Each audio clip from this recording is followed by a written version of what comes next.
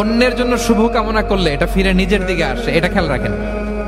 এটা একটা life hacks share করতেছি, আজীবন কাজে লাগবে। অন্যের জন্য যেটাই ভালো কামনা করবেন এটা ঘুরে আপনার দিকে আসবে।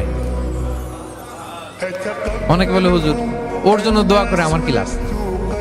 নিজের জন্য আল্লাহ আমারে মাফ করে দাও, আল্লাহ আমারে সমৃদ্ধি দাও, আল্লাহ আমার বেতন বাড়াও, আল্লাহ আমার ব্যবসায় বরকত দাও, আল্লাহ আমার ছেলেরা হাফেজ বানাও, আল্লাহ আমার বউ, আল্লাহ আমার মেয়ে, আল্লাহ আমার আমার আমার সব আমার ভালো আপনি চাচ্ছেন নিজের জন্য, অন্যদের জন্যও চান।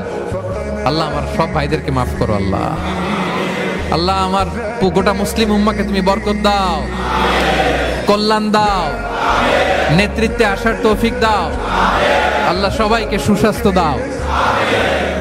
এটা ফিরে আপনার দিকে আসবে।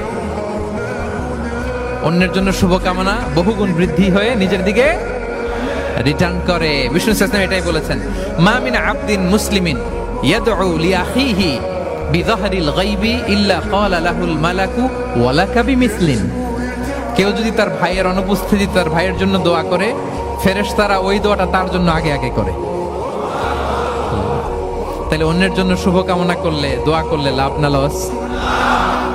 ধরেন আমি মোশাররফ ভাইয়ের জন্য দোয়া করলাম যে আল্লাহ মোশাররফ ভাইকে তুমি সুস্থ করে দাও, তখন ফেরেশতারা বলে আল্লাহ যিনি দোয়া করতেছে তার যদি কোনো রোগ বালাই থাকে আগে তারে সুস্থ করে দাও।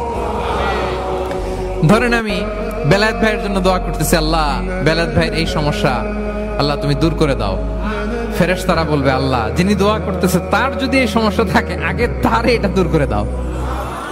ধরেন আমি দোয়া করলাম আল্লাহ আমার এই ভাই, আল্লাহ সে গরিব, তার অর্থের বড্ড অভাব,